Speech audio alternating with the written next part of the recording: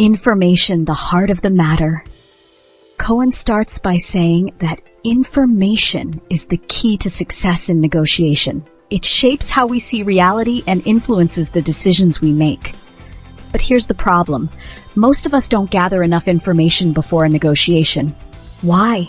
Because we tend to think of negotiation as a single event, a meeting, a conversation, or a confrontation. We don't realize that negotiation is a process, not just a one-time thing. It starts long before you sit down at the table. Think of it like this. If a psychiatrist declares someone mentally ill on a specific day, does that mean the person suddenly became ill at that exact moment? Of course not. The illness developed over time. Similarly, negotiation is a process that unfolds over weeks, months, or even years. The more information you gather during this process, the better prepared you'll be when the actual negotiation happens. Gathering information, start early. Cohen emphasizes that the earlier you start gathering information, the better. Why? Because people are more open and willing to share information before the negotiation officially begins. Once the red light is on, meaning the negotiation has started, people become defensive and guarded. They're less likely to reveal their true interests, needs, or priorities. So, how do you gather information? Here are some of Cohen's tips. Ask questions. Don't come across as intimidating or flawless. Instead, play the role of a humble, curious person. Ask questions even if you think you know the answers. This helps you test the credibility of the other side and uncover hidden details. Talk to everyone. Don't just focus on the person you'll be negotiating with.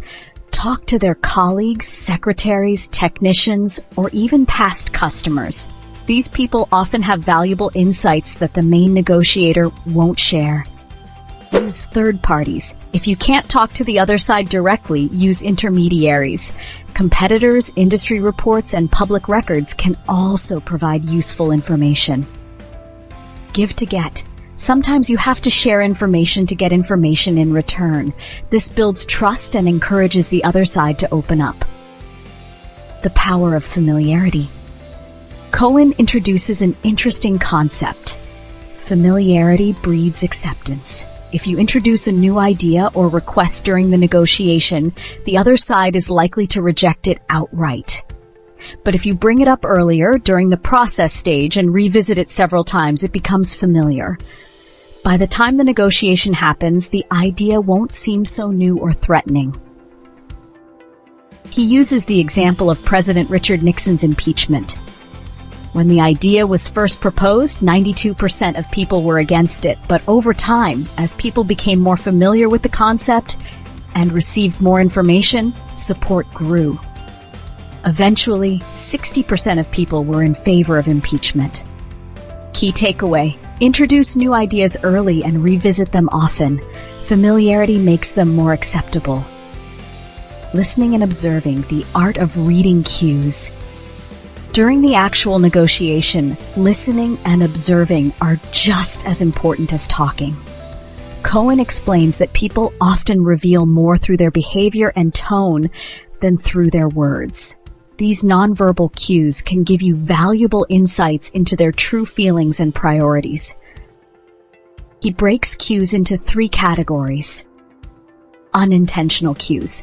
These are accidental slips or behaviors that reveal hidden thoughts, like a Freudian slip. Verbal cues. The tone, emphasis, or hesitation in someone's voice can contradict their words. Behavioral cues. Body language, facial expressions, and gestures can communicate a lot. For example, if someone leans back in their chair and avoids eye contact, they might be disengaged or skeptical. Cohen shares a humorous example to illustrate this. A husband comes home after a long business trip and finds his wife waiting for him in a diaphanous gown with 2 martinis. When he asks, "Where are the kids?" she replies, "They won't be home for hours." That's a pretty clear cue. Key takeaway: pay attention to nonverbal cues. They can reveal what the other side isn't saying outright. The monetary increment game. Cohen also talks about the monetary increment game, which is all about how you make concessions during a negotiation. If you start with a low offer and make small incremental increases, the other side is more likely to believe that you're reaching your limit. But if you make big jumps, they'll assume you have more room to negotiate. For example, if you're buying a stereo and your budget is $1,500, don't start by offering $1,500.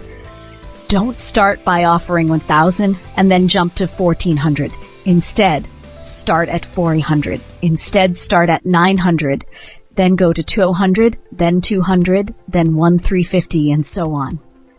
The smaller increments signal that you're approaching your limit. Key takeaway: use small incremental concessions to signal your limits. Big jumps make the other side think you have more to give. Key takeaways about information in negotiation. Start early. The earlier you gather information, the better.